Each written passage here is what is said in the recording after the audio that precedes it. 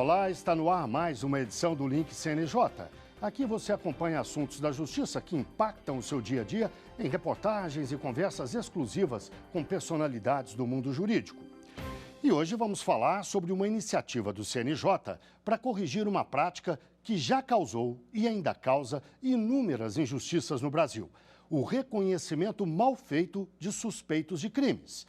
O Conselho criou um grupo de trabalho para encaminhar a regulamentação desse reconhecimento, seja presencial ou por meio de fotografias.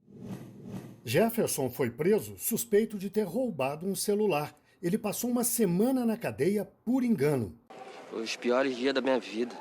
Os piores dias da minha vida. O problema foi um reconhecimento mal feito, equivocado, apenas por meio de fotografia. E a polícia mostrou para a vítima uma foto 3x4 do Jefferson, antiga, de quando ele tinha 14 anos e ainda extraída de uma rede social. Agora, Jefferson tem 28. Interessante lembrar que a polícia reconheceu o erro, né, e atribuiu a autoria à gestão passada, dizendo que vão retirar a foto dele do álbum de fotografias, motivo pelo qual nós vamos impetrar uma nova medida a fim de que seja trancado o inquérito, uma vez que o único elemento que serviu de base para a prisão dele não mais existe. O reconhecimento por foto, se mesmo o presencial, é questionado há muito tempo. Levantamento da Defensoria Pública do Rio de Janeiro, em 10 estados, apurou que em 83% dos casos de reconhecimento equivocado, as pessoas apontadas eram negras e que, de cada 10 reconhecimentos fotográficos equivocados feitos pela polícia, 6 implicaram em prisão preventiva. O tempo médio dessas prisões foi de 9 meses. Não se trata de uma prova 100% segura, porque ela depende de algo que é subjetivo e pouco confiável, que é a memória humana. A nossa memória falha.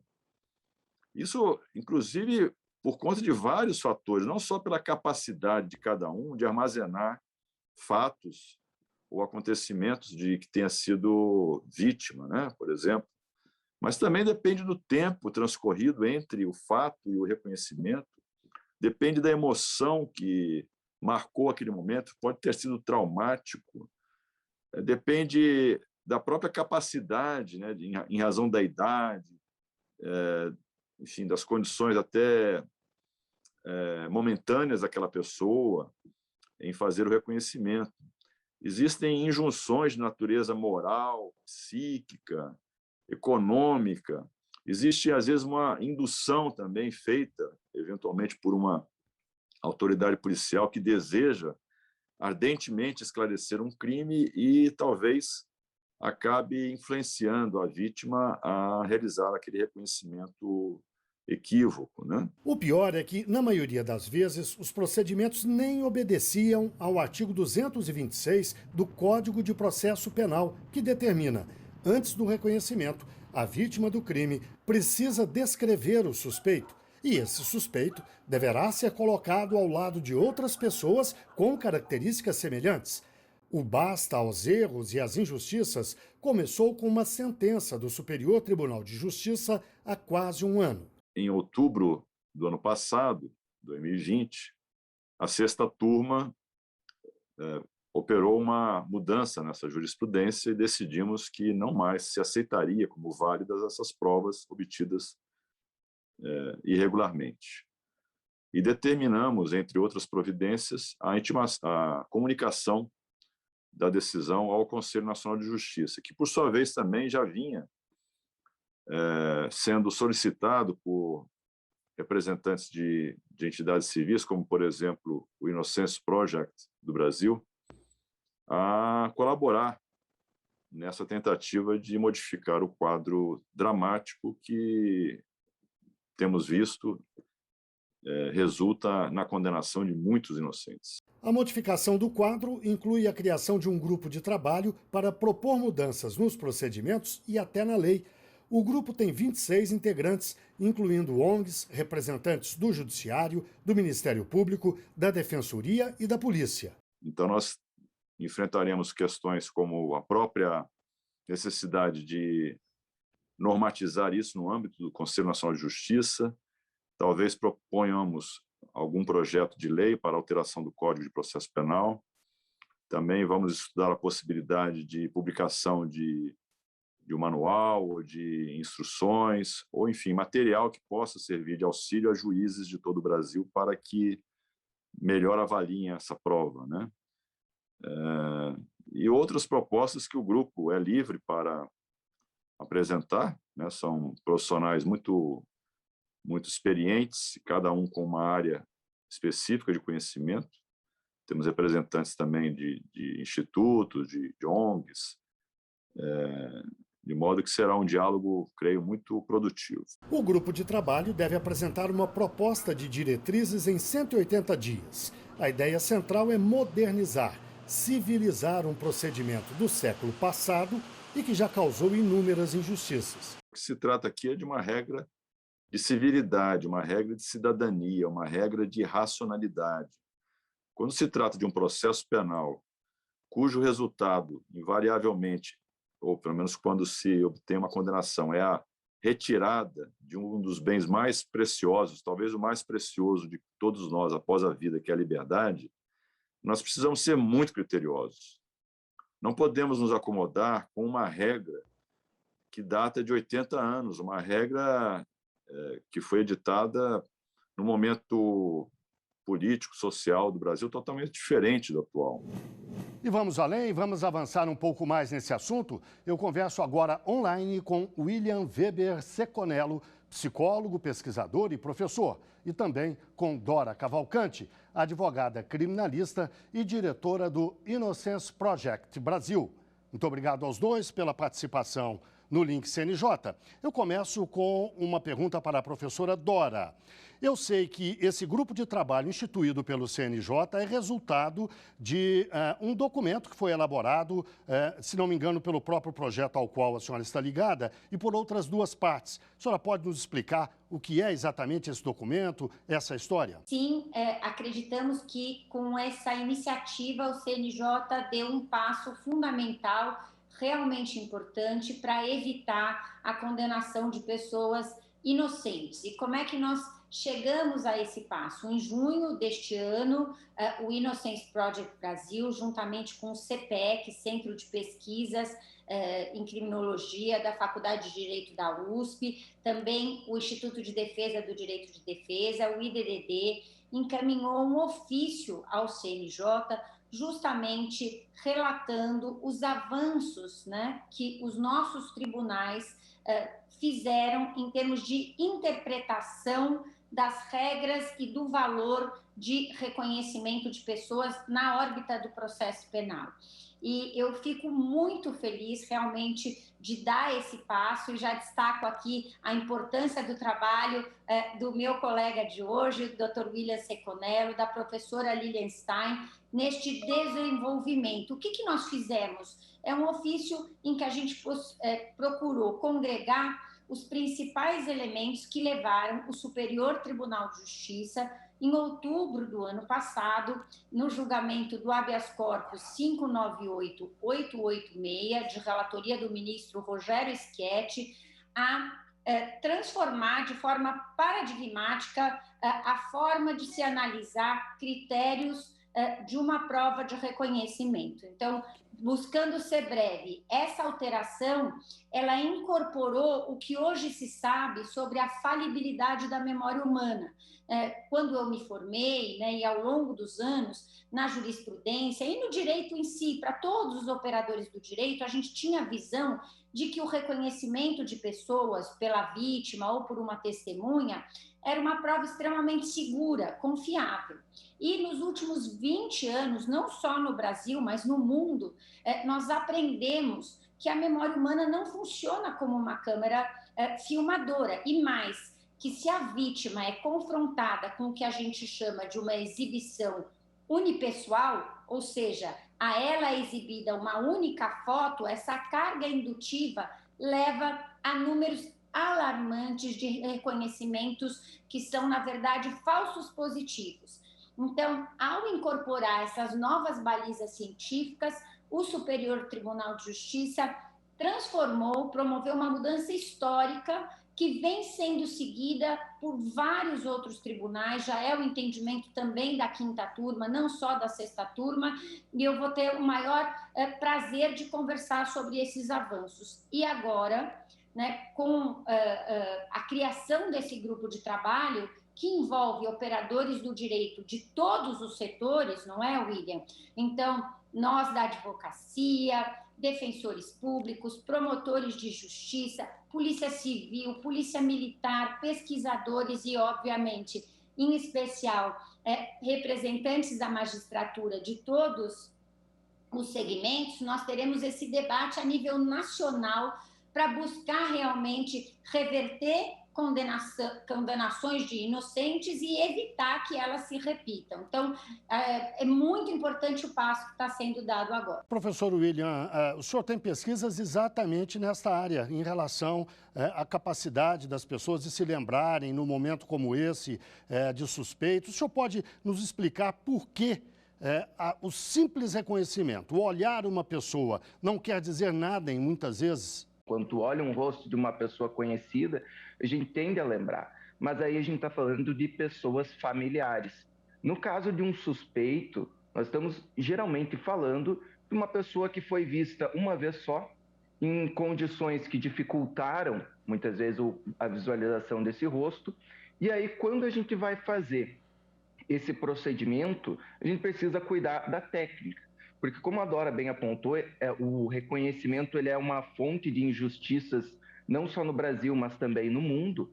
Mas a verdade é que o reconhecimento de suspeito ele é tão confiável quanto o método que a gente utilizar para coletá-lo. Então, se eu utilizar procedimentos inadequados, como mostrar uma foto ou mostrar um álbum de suspeitos e pedir para uma testemunha reconhecer, eu estou aumentando essa chance, aumentando o meu risco de um falso reconhecimento. E para isso, pesquisadores ao redor do mundo têm se debruçado esse tema para tentar entender, então, como que a gente pode usar a potencialidade da memória humana para diminuir a chance de um falso reconhecimento. Então, o reconhecimento hoje a gente sabe que ele é irrepetível, ou seja, uma vez que é feito um falso reconhecimento, por exemplo, numa investigação, um reconhecimento depois feito em juízo não anula para a memória humana esse reconhecimento, porque a memória foi feita para aprender. Ou seja, uma vez que a vítima reconheceu o rosto de um inocente, ela vai achar que o cérebro dela entende que ela aprendeu como era o rosto da pessoa que cometeu o crime. Ou seja, reconhecimentos posteriores são impactados por todas as vezes que a vítima já fez um reconhecimento. Ou seja, o primeiro reconhecimento é o mais livre de interferências e é nesse reconhecimento que a gente precisa atentar para que sejam utilizados procedimentos adequados. Um desses é apresentar o suspeito em conjunto com outros não suspeitos, ou seja, eu não apresento o suspeito sozinho nem vários suspeitos ao mesmo tempo. Um suspeito somente com outras pessoas que sejam semelhantes, mas que o policial, o investigador, a pessoa que realiza o reconhecimento sabe que essas pessoas apresentadas junto com o suspeito são inocentes, porque assim eu distribuo a chance de erro. Uma outra questão também precisa se atentar é a instrução dada para a testemunha. A rotina da maioria das pessoas não envolve ir numa delegacia ou em juízo fazer um reconhecimento de um suspeito. Então, quando alguém me chama para fazer um reconhecimento, eu, como vítima, quero ajudar essa investigação. E aí a minha tendência é tentar apontar um rosto para que essa investigação siga. Então, o simples fato de tu padronizar instruções para o reconhecimento, por exemplo, dizendo para a testemunha que o autor do crime pode não estar entre os rostos apresentados e que ela não é obrigada a reconhecer alguém, pode reduzir em até 3 vezes o risco de um falso reconhecimento. Uma outra questão que também é importante padronizar, né, é o feedback que é dado para essa testemunha, o que é dito depois. Porque, por exemplo, se a testemunha reconhece um suspeito e eu digo para ela, você acertou, era essa pessoa aí que nós estávamos em mente que realmente tinha cometido o crime. É como se eu dissesse para a testemunha que ela acertou um teste de memória. Ou seja, em momentos posteriores, ela tende a inflar a confiança, né, de que ela realmente reconheceu o autor do crime. Então, é importante essa padronização, tanto na forma que eu apresento, como eu instruo a testemunha, como eu dou feedback e também como eu registro isso. Em outros países, hoje já é gravado esse procedimento e também utilizado meios para evitar que a pessoa que realiza o reconhecimento possa, de alguma forma, influenciar nesse procedimento, garantindo que o reconhecimento se torne, sim, uma prova mais segura e com menos riscos para a justiça. Professora Dora, o grupo de trabalho instituído pelo CNJ certamente vai ouvir a sociedade, especialistas, instituições que lidam com o assunto. O que vocês, especialmente, pretendem levar de sugestão? Excelente. Nós chegamos a encartar este ofício, uma primeira sugestão elaborada justamente pelo William e pela professora Lilian Stein, que já aborda esses elementos que o William colocou aqui.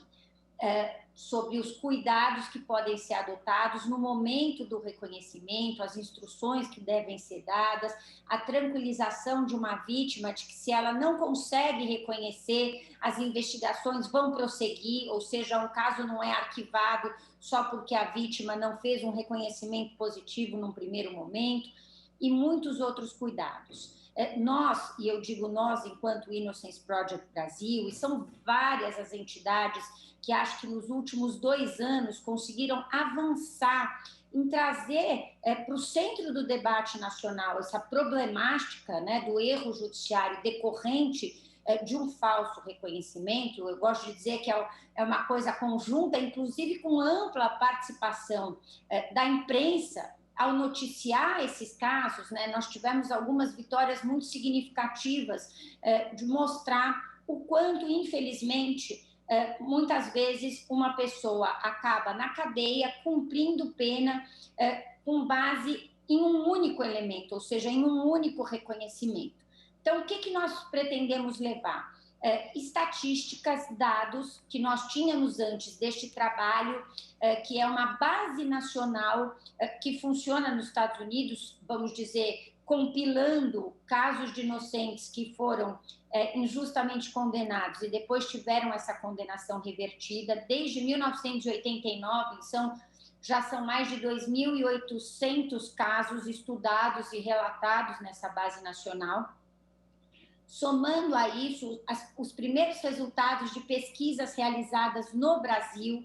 Então, nós trazemos nesse ofício dados de uma pesquisa realizada pela professora Lilian Stein em 2015, mostrando o quanto a justiça brasileira ainda depende unicamente da prova oral, dados de como essa exibição unipessoal que nós explicamos, né, acaba sendo a mais comum, dados agora produzidos pela Defensoria Pública do Rio de Janeiro, pela Defensoria Pública de Santa Catarina. É importante dizer que esse habeas corpus que mudou os rumos do entendimento jurisprudencial é um habeas corpus impetrado pela Defensoria Pública de Santa Catarina, utilizando dados da Innocence Network, de diversas entidades voltadas ao estudo do erro judiciário.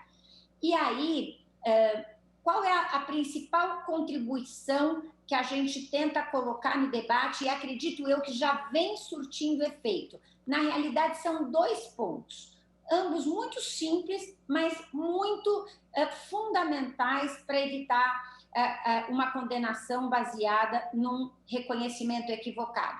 Primeiro deles, agora, pela nova leitura do STJ, um reconhecimento que é feito em desrespeito às regras do artigo 226 do Código de Processo Penal, que são justamente essas que o William explicou. A vítima primeiro precisa dar uma descrição de memória do retrato que ela tem, do que ela se lembra, não pode ser confrontada com uma imagem de uma única pessoa. Esses cuidados, se desrespeitados, eles levam à nulidade daquela prova. Então, antigamente, o que se dizia é que esses cuidados eram mera recomendação. E uma fala fundamental do ministro Sebastião Reis Júnior, nesse julgamento paradigmático, foi dizer: quando um tribunal de justiça, um tribunal superior, diz que é mera recomendação e que, vamos dizer, no calor do momento, no esforço de responder rapidamente a uma agressão, a polícia faz, né, dessa forma, mostrando numa foto de WhatsApp, a partir de um retrato extraído do Facebook, é tudo bem. né, a gente tolera em nome ali de facilitar o trabalho da polícia. Isso acabava por encorajar o desrespeito crônico aos cuidados que devem ser tomados. Então, a primeira mudança, desrespeitou as regras, fez de forma a induzir a vítima, né, ou a induzir a testemunha, essa prova não tem mais valor. E a segunda mudança, muito importante, e eu quero compartilhar aqui, que só essa semana eu já vi 2 manifestações da Polícia do Rio de Janeiro, em delegacias distintas, dizendo que a nova diretriz para a Polícia do Rio de Janeiro, Polícia Civil, é não pleitear a decretação de uma prisão preventiva unicamente com base num reconhecimento. Parece pouco, mas uma manifestação como essa, tenho certeza, evitará uma série de injustiças que a gente acompanha no noticiário do dia a dia. E por que essa nova diretriz? Porque o STJ estabeleceu que ninguém deve ser condenado criminalmente com base em uma prova única de reconhecimento, ou seja, o reconhecimento desaparece do nosso sistema de justiça criminal? Não, né? O reconhecimento é mais um fator, mas ele isolado não serve para lastrear uma sentença condenatória. Você tem que checar outras provas, outras testemunhas, imagens de câmera de segurança, antena que capta, as herbes que captam o sinal do celular, tantas outras provas disponíveis e que muitas vezes sequer eram coletadas pela facilidade e a rapidez de já impulsionar uma acusação com base num reconhecimento mal feito. Professor William, as estatísticas mostram que muitos desses reconhecimentos falsos, mal feitos, têm como vítima, como alvo, pessoas pretas e pessoas pobres, suspeitos de crimes com essas características. Por que isso? Então, temos uma questão estrutural no Brasil, temos vários fatores, inclusive, que a Dora poderia abordar mais profundidade. Mas do ponto de vista psicológico, nós temos também uma questão, né? Então, o efeito de raça no reconhecimento, ele é uma dessas variáveis. Então, quando eu tenho, por exemplo, vítimas que são de uma raça diferente da raça do suspeito, eu tenho já uma variável que pode dificultar o reconhecimento. Por quê? Porque as pessoas, em geral, são melhores em reconhecer pessoas da própria raça. Ou seja, se uma vítima é de uma raça X e o suspeito, o autor do crime é de uma raça Y, uma raça diferente, nós temos essa variável que ajuda, que acaba dificultando ainda mais o reconhecimento. Então, mas ainda assim, né, mesmo nesses casos, utilizando os procedimentos adequados de instrução, apresentação, feedback e tudo mais, nós podemos diminuir esse efeito. O problema é que quando a gente utiliza os procedimentos inadequados, como infelizmente são regras no Brasil, apresentar um único suspeito, apresentar um álbum de pessoas, a raça aí ela acaba tendo um papel ainda mais dificultador, porque aumenta a chance dessa testemunha, dessa vítima, se confundir em meio a esses rostos. Professora Dora, eu repito a pergunta à senhora. Por que pretos e pobres são os alvos prioritários desses reconhecimentos mal feitos e inadequados? Nada mais de que mais um sintoma, mais um elemento da seletividade do nosso sistema de justiça penal. Na realidade, as pessoas mais vulneráveis, né, tem muito mais dificuldade em comprovar um álibi. Eu gosto de falar em termos bem coloquiais. Se eu, Dora, sofresse uma acusação de ter participado de um crime, muito provavelmente eu teria elementos para mostrar, a partir do meu celular, dos meus colegas de trabalho, do porteiro do meu prédio, da minha família, onde eu estava quase que a cada momento do meu dia. Quanto mais a sua vida se dá na informalidade, com um telefone pré-pago, numa realidade de um trabalho braçal, informal. Nós temos casos que a gente atende da pessoa que vendia alguma coisa no farol, mesmo que ela tenha testemunhas de defesa, os jovens, eu estava com a minha namorada, eu estava na casa da minha avó. A justiça tem muita dificuldade de emprestar crédito, né, para esse esforço de fazer um álibi, como um anteparo a um reconhecimento positivo. Por isso que é tão importante nós darmos esse passo multidisciplinar para entender o quão grave e o quão corriqueira é a condenação de inocentes, especialmente, de novo, de jovens negros, de jovens da periferia, das comunidades, na justiça criminal. Bem, chegamos ao fim de nossa entrevista. Eu agradeço mais uma vez a participação de Dora Cavalcante, advogada criminalista e diretora do Innocence Project Brasil, e também de William Weber Seconello, psicólogo, pesquisador e professor. Agora o link CNJ da Notícias da Justiça com um giro pelos estados e pelos tribunais do país. A Corregedoria Nacional de Justiça lançou o serviço de atendimento eletrônico compartilhado. A ferramenta possibilita o atendimento remoto por todos os cartórios de registro de imóveis, por meio da internet. O serviço é uma plataforma eletrônica que vai receber pedidos como de emissão de certidão de matrícula de um imóvel e distribuir para serventias competentes. O início dessa operação é uma das etapas da implementação do sistema de registro eletrônico de imóveis.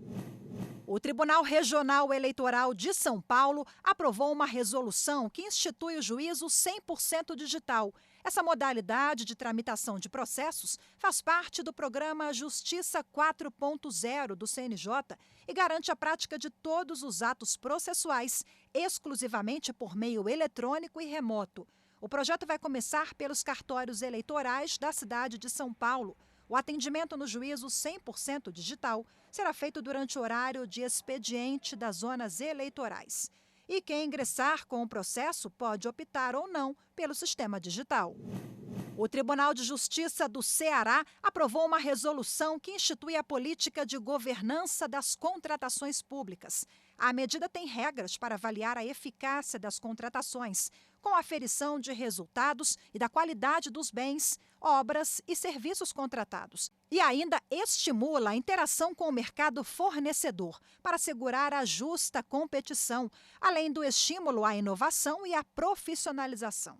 Todos os planos de contratações devem estar alinhados com a Estratégia Nacional do Poder Judiciário, além de contemplar os critérios de sustentabilidade, de acordo com a Agenda 2030 da ONU. É hora do CNJ nas redes? Vamos ver algumas das postagens que marcaram a semana nas redes sociais do CNJ. Olá, pessoal! Um tema que bombou nas redes do CNJ na última semana foi a nova Lei 14.192, sancionada em agosto. Ela trata da violência de gênero na política, e esse tipo de violência acontece quando se impede, dificulta ou restringe os direitos políticos da mulher. Os constrangimentos vividos por candidatas, vereadoras, prefeitas, deputadas e senadoras vão desde interrupções nas falas a ameaças, chantagens, xingamentos e desmerecimentos. A nova lei criminaliza a divulgação de fato ou vídeo com conteúdo inverídico no período de campanha eleitoral e criminaliza a violência política contra a mulher. Também assegura a participação de mulheres em debates eleitorais e cria penas para quem assediar, constranger, humilhar, perseguir ou ameaçar a mulher candidata às eleições ou que esteja em mandato eletivo. Acesse as redes do CNJ para saber mais sobre o tema. E estão abertas as inscrições para juízes e tribunais que desejam participar do 12º Prêmio Conciliária Legal. Criado em 2010, o prêmio tem como objetivo disseminar e estimular a realização de ações de modernização, colaborando com a pacificação entre as partes. Além disso, o CNJ dá visibilidade às práticas de sucesso, incentivando a mobilização em favor da conciliação e da mediação, e apresentando a justiça como um sistema sensível, pacificador e eficiente. Para concorrer, basta inscrever um caso de sucesso na adoção de mecanismos de solução consensual de conflitos no portal CNJ de Boas Práticas do Poder Judiciário. O prazo se encerra agora no dia 30 de setembro. Confira os detalhes nas redes do Conselho Nacional de Justiça. Por hoje é só, até mais! Bem, chegamos ao fim de mais um Link CNJ. Muito obrigado a você que esteve com a gente até agora e até o próximo programa.